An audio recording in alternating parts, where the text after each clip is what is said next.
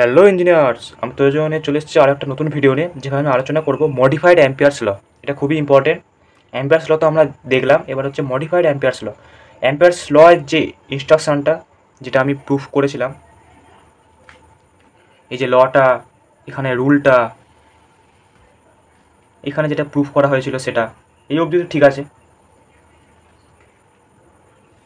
এবার হচ্ছে এই যে লটা আমার এসছে del cross H equal to J, এবার বোথ সাইডে আমি ডাইভারজেন্স নেব, মানে বোথ সাইডে আমি এরকম ডেল ডট করব, মানে ডাইভারজেন্স নিয়ে।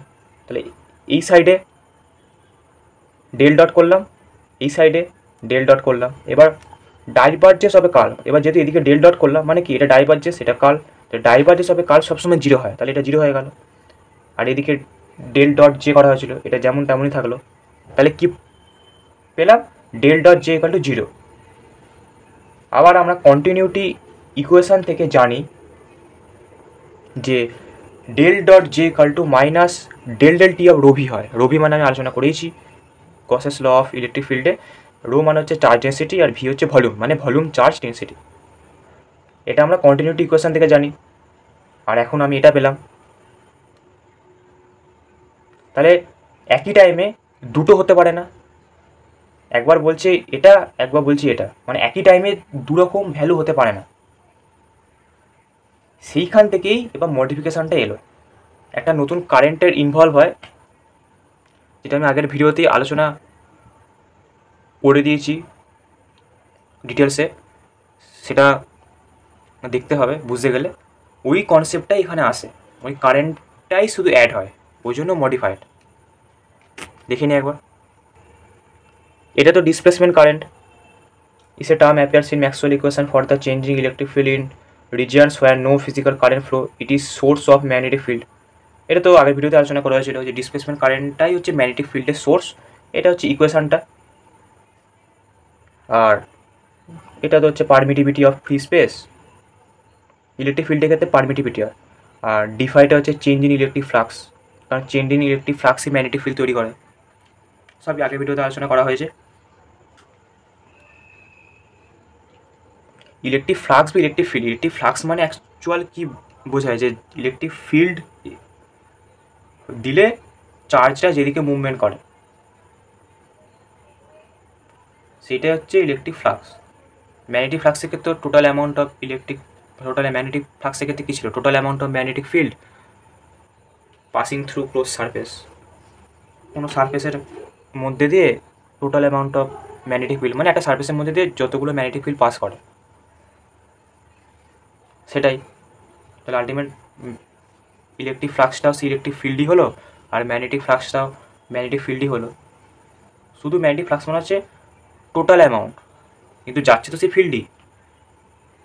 ওই জন্য চেঞ্জ ইন ইলেকট্রিক ফিল্ড লিখিস বা ফ্লাক্স লিখিস খুব একটা ভুল নয়। এটা তোদের এমনিও খুব একটা ব্যাখ্যা করার দরকার পড়বে না।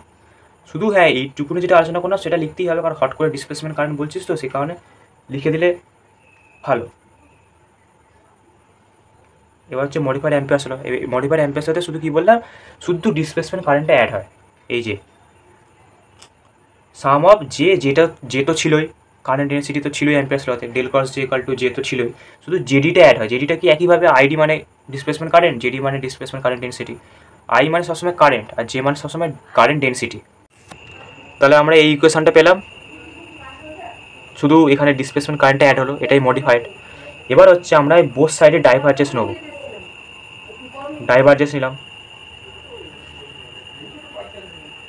ডাইভারজেন্স নিলাম, এটা তো নর্মাল গুণ হবে, যেমন দেখার থাকবে। এবার ডাইভারজেন্স অফ কার্ল সবসময় জিরো হয়।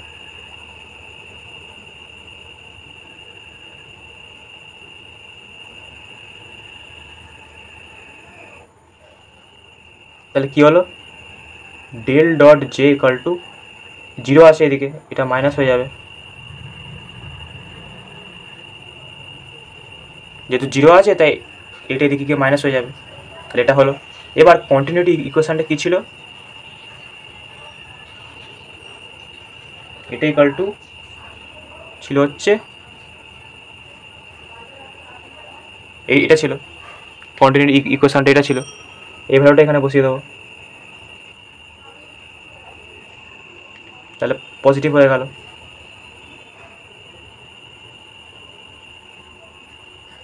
এবার হচ্ছে আমরা Gauss's law of electric field থেকে আমরা কি পেয়েছিলাম, পয়েন্ট ফর্মটা এটা পেয়েছিলাম। এবার আমরা কি করব, এই রবির জায়গায় এটা বসাবো। তাহলে কি হচ্ছে,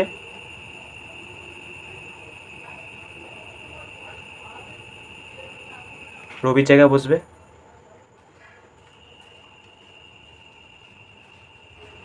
বসে গেল। এবার এটা বাইরে বেরিয়ে আসবে, এটা ভেতরে যাবে, হলো, তাহলে এটা ভেতরে গেল। এবার হচ্ছে আমরা এই অবধিটাকে রেখে দিতে পারি, আমরা চাইলে এটাকে এই অবধি রেখে দিতে পারি, ম্যাক্সিমাম এই অবধি রেখে দেয়। এটার আরেকটা পার্ট হয় কিন্তু ওটা দরকার নেই। ডিটা তো জানিস তো, ওরা ইলেকট্রিক ফ্লাক্স ডেন্সিটি, আমি গসেস ল অফ ইলেকট্রিক ফিল্ডে আলোচনা করেছিলাম। ডিটা হচ্ছে ইলেকট্রিক ফ্লাক্স ডেন্সিটি। তাহলে এটা ইকুয়াল টু এই ভ্যালুটা পেলাম, তাহলে এটাকে আমি লিখতেই পারি জেডি ইকুয়াল টু,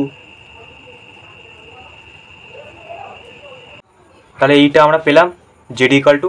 এবার আমরা কি লিখেছিলাম প্রথমে, del cross H equal to J plus JD. তাহলে জেডির জায়গায় আমি ভ্যালুটা বসিয়ে দেবো, জে প্লাস এইটা। ডিটা হচ্ছে electric flux density, electric flux density হচ্ছে ডি, যেটা হচ্ছে current density, enclosed current density. তাহলে আমরা পেয়ে গেলাম।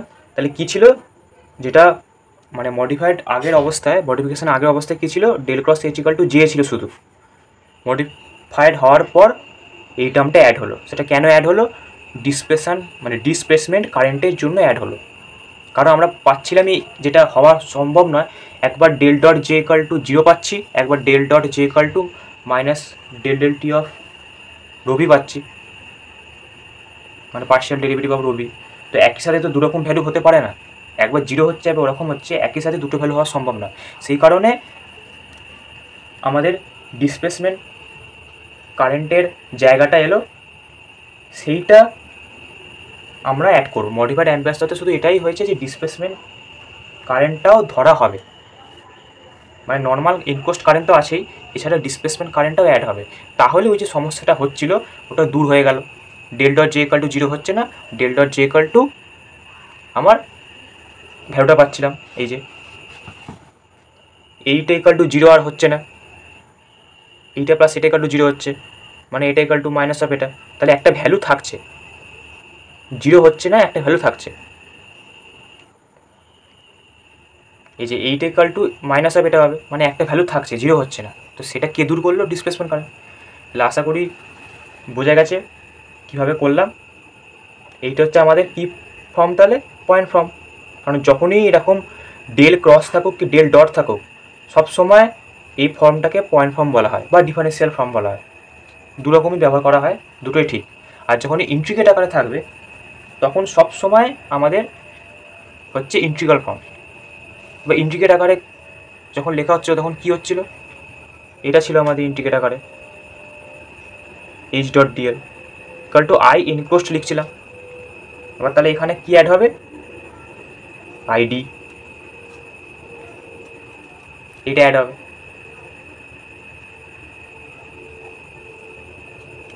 যদি ইন্টিগ্রাল ফর্ম বলে তাহলে আই শুধু আই ইনক্লোজ শুধু হবে না, আই প্লাস আইডি হবে, এটা আমাদের ইন্টিগ্রাল ফর্ম হবে। এবার এটাও লিখতে পারা যায়। আবার যদি আমি ইন্টিগ্রেট আকারে লিখতে চাই, মানে আইটাকে যদি আমি ইন্টিগ্রেট আকারে লিখতে চাই তাহলে জে ডট ডিএস হয়, আর আইডি মানে জেডি ডট ডিএস। তাহলে ইন্টিগ্রেট আকারে একেবারে কী হবে, জে প্লাস জেডি ডিএস এরকম হবে।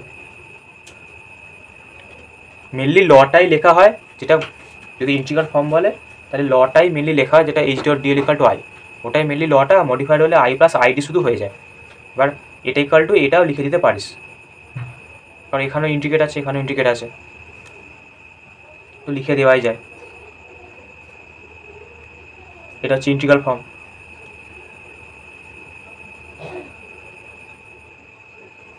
তাহলে বোঝা গেল ইন্টিগ্রাল ফর্ম কি, পয়েন্ট ফর্ম কি, মডিফাইড আই প্লাস লটা আশা করি বোঝা গেছে।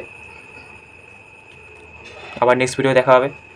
ম্যাক্সওয়েল ইকুয়েশান নিয়ে, বা ম্যাক্সওয়েল ইকুয়েশান দুটো হয়, একটা স্ট্যাটিকের জন্য হয়, একটা টাইম ভ্যারিংয়ের জন্য হয়। মানে ইলেকট্রিক ফিল্ড ম্যাগনেটিক ফিল্ড যদি স্ট্যাটিক থাকে তার জন্য একটা হয়, আর যদি টাইম ভ্যারি হয় তার জন্য একটা হয়।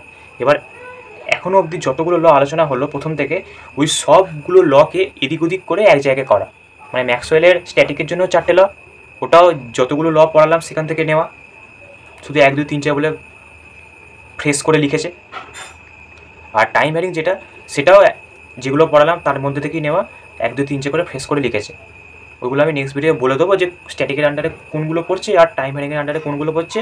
কিন্তু জানতে গেলে প্রথম থেকে ভিডিওগুলো দেখতে হবে। পরের ভিডিওগুলোতে আমি ডিটেলসে যাবো না, শুধু বলে দেবো কোনটা কার আন্ডারে পড়ে। তাহলে আশা করি বোঝা গেছে। Bye bye.